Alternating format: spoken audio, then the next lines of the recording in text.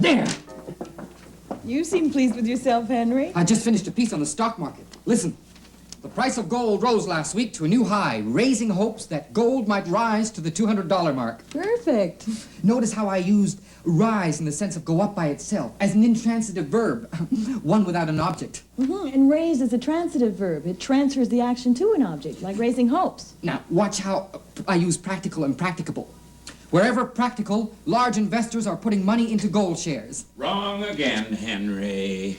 Practical is the opposite of theoretical. Let me see that.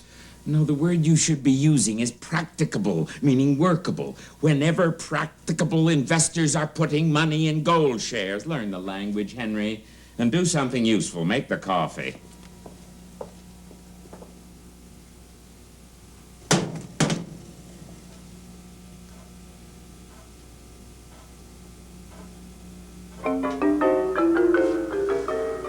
The straws. Where are the straws? Oh, no, Mr. Morton, not poison! Get me the straws. I'm finished. I'm ruined. What happened? I've been playing the stock market with the newspaper shares. I've lost everything. Oh, but you're such a practical man, Mr. Morton. How could you lose everything? It was that confounded boy Tycoon, Henry Kent.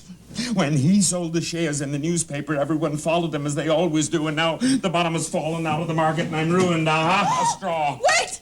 I'm interviewing Henry Kent this afternoon here. He's always been so kind, so generous. Perhaps...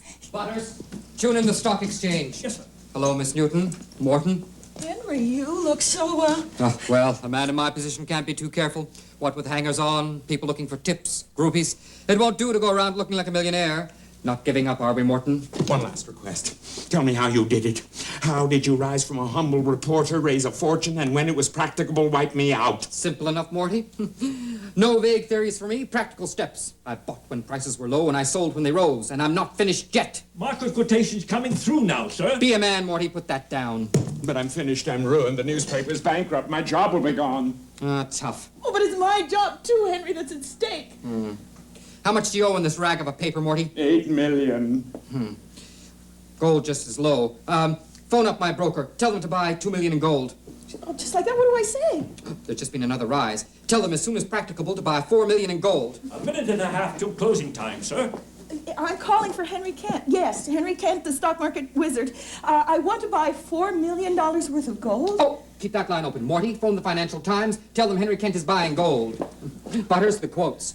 Gold has risen $99 an ounce since your first purchase, Mr. Kent. What happened? Why did the price rise? When other investors see Mr. Kent is buying, they buy. Thus, the price rises. Butters, tell me as soon as practicable when the price of gold rises to $120 an ounce. 100, What will you do when it reaches 120? 105. You were supposing it doesn't rise. Silence! Steady at 110, Mr. Kent. Tell them to buy another 4 million in gold, Miss Newton. 115. 118. Stand by, Miss Newton. 119. But is it practical? I mean, I know the theory of raising the price by buying it is one thing, but is it practicable? Is it workable to buy? 120. Gold is at 120, Mr. Kent. Tell them to sell, Miss Newton. Everything? 30 seconds until the market closes, Mr. Kent. Tell them to sell everything. 120 and a half. But the investors are raising the price will go higher. 20 seconds till closing, Mr. Kent. Have we sold our gold yet, Miss Newton? Sold, Henry. Gold is dropping. 100. How much of a profit did we make? $8 million.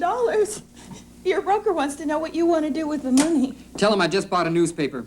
Everyone needs a hobby. Well, Henry, I always knew you'd have a great future in this newspaper. Miss Newton, I'm going to see that you get a raise in pay and that you rise in this organization. But for the moment, how about a cup of coffee?